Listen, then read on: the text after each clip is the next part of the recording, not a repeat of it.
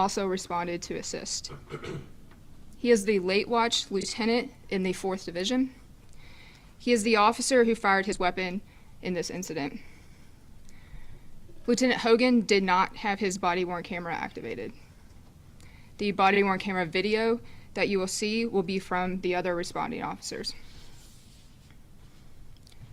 As officers maintained the perimeter, both suspects suddenly ran out of the apartment and out of the apartment building. One suspect, Nathan Arnold, was quickly taken into custody without incident, and you will see this on body-worn camera video and surveillance video. The second suspect, Omari Downs, ignored repeated commands to stop and continued running from officers. During the foot pursuit, officers observed Mr. Downs was armed with a handgun. Officers repeatedly ordered him to drop the weapon.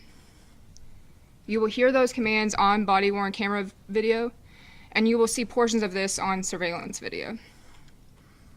As the pursuit continued south on 5th Street, Lieutenant Brandon Hogan arrives and moves to intercept that suspect. During the chase, Mr. Downs continued running while holding the handgun and repeatedly swinging his arm, causing the weapon to point in the direction of the pursuing officers. You will see surveillance video that shows officers are faced with a very rapidly evolving and dangerous situation involving an armed criminal who refused repeated commands by clearly identifiable police officers to stop and drop his gun. During the pursuit, Lieutenant Hogan fired 2 rounds, striking Mr. Downs 1 time in the upper shoulder area. Immediately after the shooting, officers secured the firearm and began rendering medical aid. EMS transported him to University of Louisville Hospital with injuries that were determined to be non-life-threatening. And you will see in this video that as first responding officers are holding that perimeter, you'll hear them discuss a search warrant detectives did on one of the apartments earlier during that week.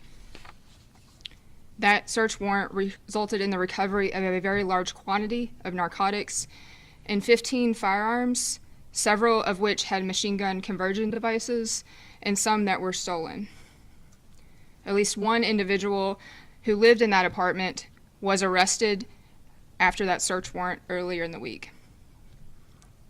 It was later learned in this investigation that Mr. Arnold and Mr. Downs were familiar with the resident of the apartment of that targeted search warrant.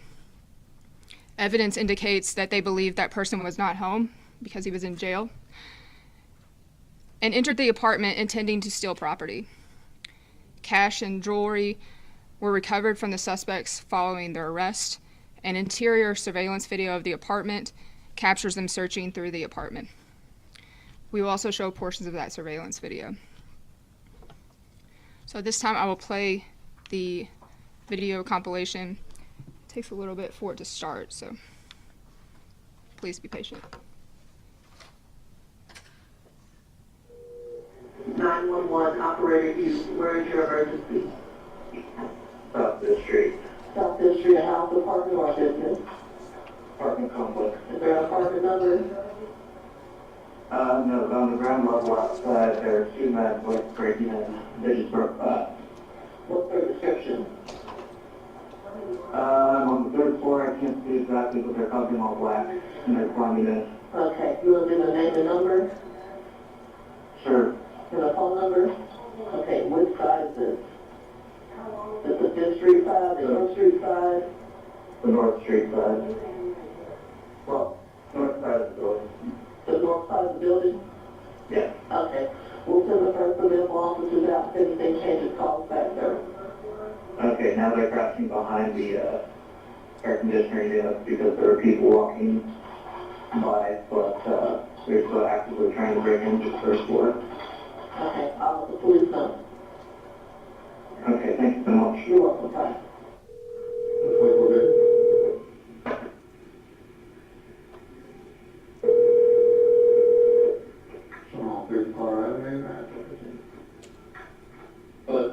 Yeah, this is a little message. Could I ask you call in reference to the break-in? Last you said you saw him behind the AC unit. Can you have a description of where that's at? It's on the north side of the building. north side near tall wooden gate? Yeah, there's two officers at the gate right now. I can see them through the window on the third floor. Okay, hold on one second. And they climbed in the window, the second, well, I think the second, first or second window through the gate. Okay, they did climb through the window there, right? Correct, you saw? Yeah. What's wrong, Vic? I'm on the phone calling now. He just said he saw him, it's gonna be the north side near the tall wooden gate. He said he can see two officers near that area, but the last he did see him, they did climb into the window for the call down on the phone is now. Are you at a safe location right now? Yeah, I'm on the third floor.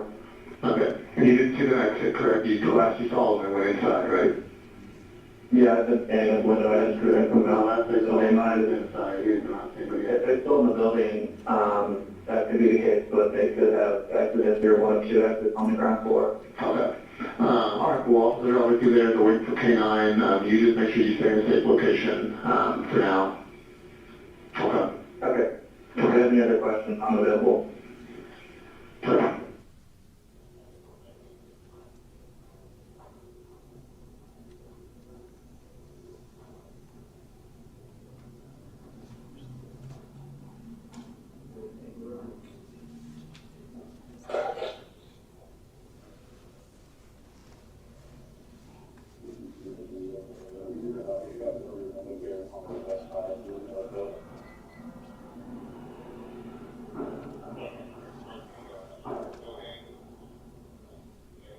Hey, hold what you got.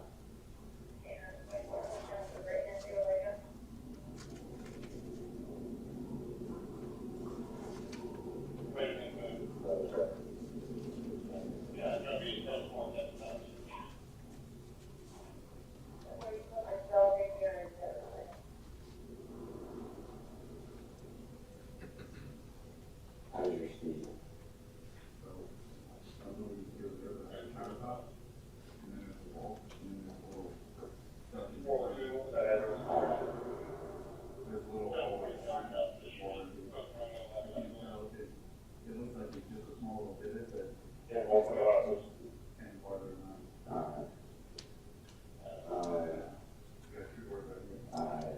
You back out of that a little bit more, like, so you're not in my hallway that I'm holding, and then you just keep holding across it. There we go. Yeah, there we go. Perfect. Yeah.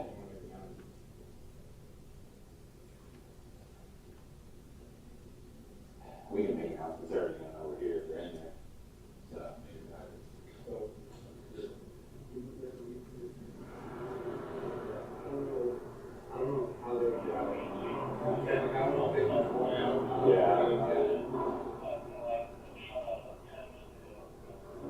You told them west side, right?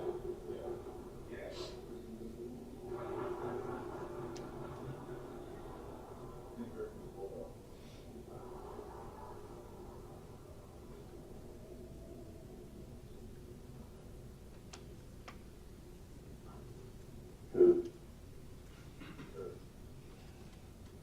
Look like K9.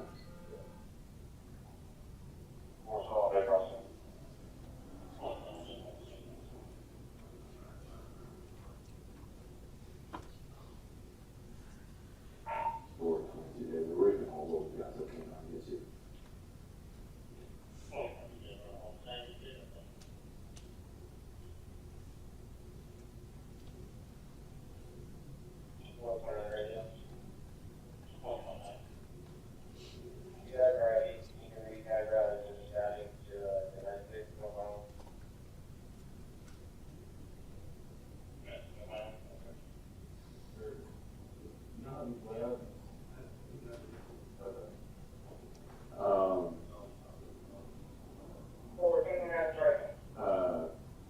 Helm and them just did a search warrant on one of these Wednesday night. He took a bunch of stuff from property, so he made what he just did. So.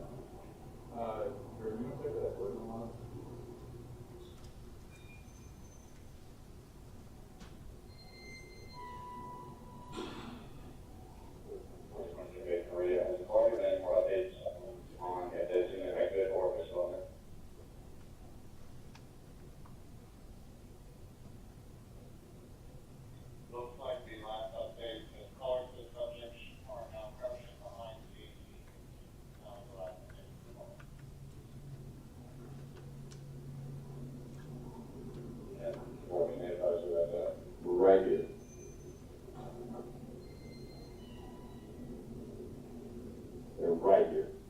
Not them, but face.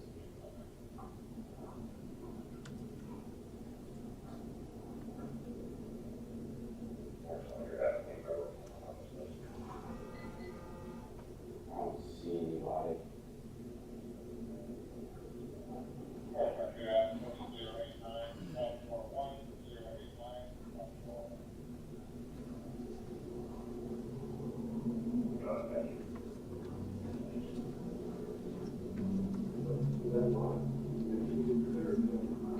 You have to climb it.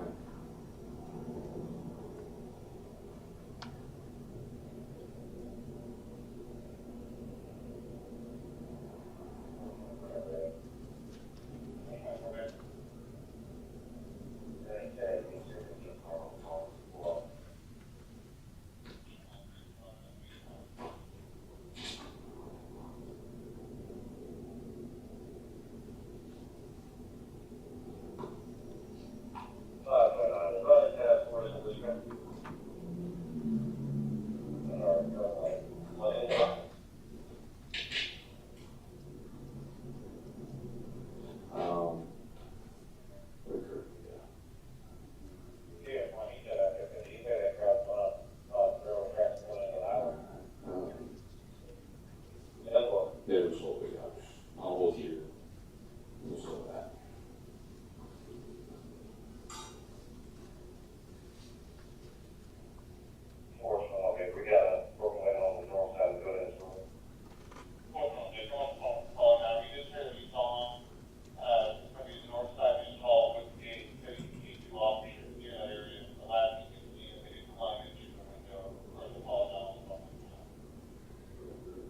We're gonna treat it as a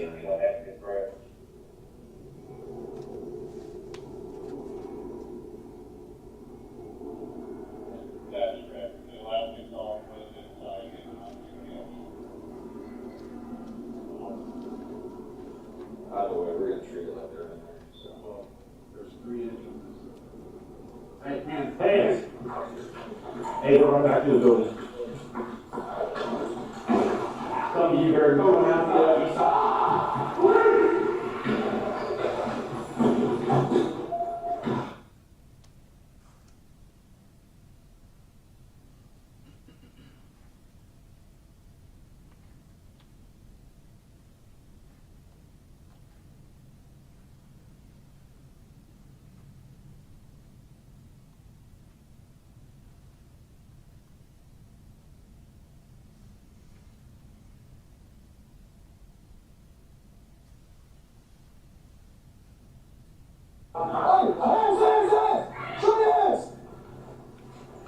Hey, they want to see you. What's up? Run, see you.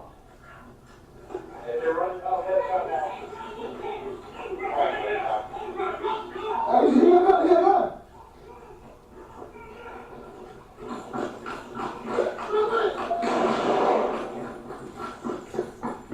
Shots fired, radio. Hold, where you at? Do not reach for anything. Do not reach for fucking baby.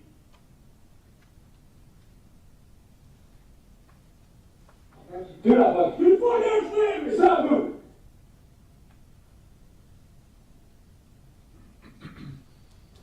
On your belly. Roll over your belly. Hands out. Hands behind your back. Put your hands behind your back. He is. Okay, we gotta do this too.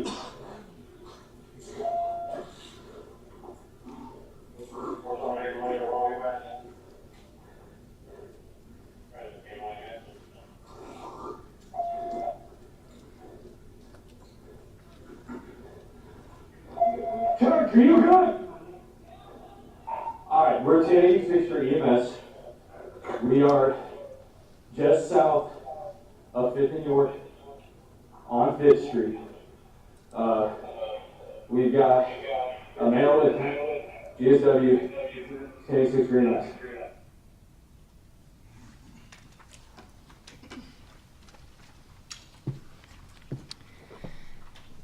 And just to clarify a little bit, that something I forgot to mention. So when the officers first arrive, you see them at a broken window, an open window. That is a vacant apartment. So the suspects broke into that apartment first, thinking that was the apartment they were looking for. In fact, that one was vacant, and then they realized the other one was on the window was on the north side that you hear them talking about. That's the apartment that they went into and was the apartment that was the target of that search warrant earlier in that week. So just a clarifying point there.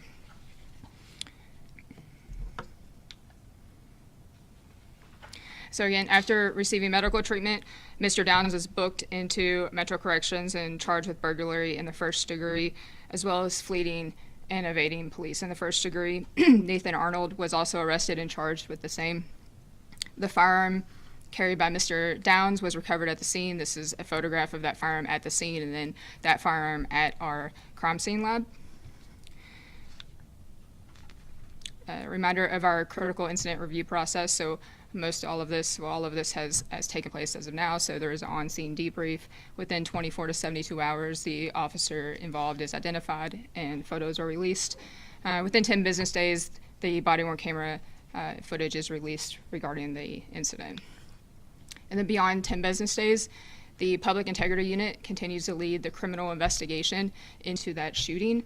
A copy of their investigation, when it's final, will be turned over to the Commonwealth Attorney's Office for their review. A copy will also be provided to the Kentucky State Police for a peer review, and also to the Louisville Office of Inspector General. Our Professional Standards Unit will lead the administrative investigation for any policy compliance, and the incident will also be reviewed by the Performance Review Board internally for training, policy, and performance improvement department-wide. And I want to address an issue that we all know that people have questions about. Lieutenant Hogan was wearing his department-issued body-worn camera. However, his camera was not activated during the incident. And whether Lieutenant Hogan complied with department-worn camera policy will be a separate question of whether his deadly force is justified legally. So those are two separate issues. Those will be two separate investigations. Also, and whether that use of deadly force is within policy. So you have kind of three things going on. Did he violate policy regarding the body-worn camera video usage? Did he violate policy regarding the use of force? Was the use of force justified? So those are three issues that our PIU unit, as well as our Professional Standards Unit, will be looking into during this investigation. Finally, if anyone witnessed this incident, has any information, has any surveillance video, cell phone video of this incident, we urge them to call 574 LMPD and give us that information that could help with this investigation. So at this time, I will turn it over to you all for questions. Body cameras. I know, you're working towards getting officers signal sidearm, which automatically turns on the body cam when their firearm is pulled. Was Lieutenant Hogan, did he have signal sidearm? Can you comment on that and whether it performs as it's designed to? So the question was, we have signal sidearm is installed on our officers' holsters. So signal sidearm is a sensor that when an officer draws his or her weapon, it automatically activates their camera to record. In order to do that, the camera has to be powered on. And so his camera was not powered on for that to occur.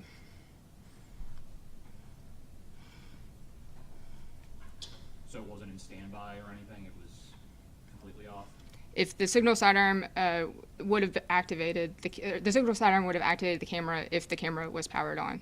So again, his camera will be downloaded to determine at what status it was or if there was any malfunction. I don't have this information at this point, but if his camera was readily activated, it would have recorded when he drew his firearm. That's like, I don't know, to a layperson, standby, right? So you take it off the charging dock, you have to press some button to put it in standby. Correct.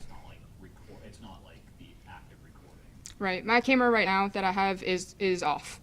If I want to turn it on standby mode, I turn it on.